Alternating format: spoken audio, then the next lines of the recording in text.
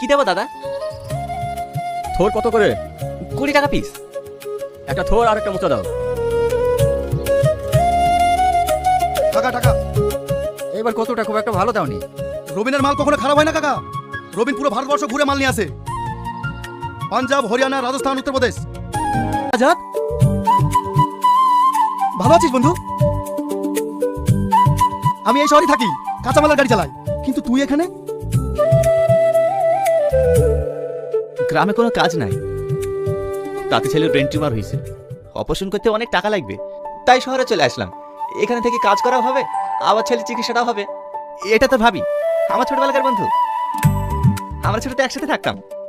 হ্যাঁ ভাবি, বাড়িতে অভাব থাকা আমিও শহরে চলে এসেছি, 5 বছর হয়ে গেল। একদিন আমার বাড়িতে আয়, পাশের বস্তিতে থাকি। ঠিক আছে। আমার নাম যাদব। আমার কথা যারা বেখালাপি করে তারা খুব ভালো করে জানে তাদের সঙ্গে কি ঘটে। তোর মেয়েকে নিয়ে যাচ্ছি, টাকা দিয়ে শাড়ি নিয়ে আসিস।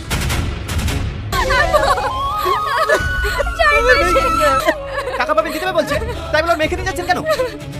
দেশি আইনের মধ্যে কিছু নাই, ছাড়ুন। এখানে যাদবের আইন চলে। আমি মালটা বড় হারামি আছি, একদম হালাল করে দিন।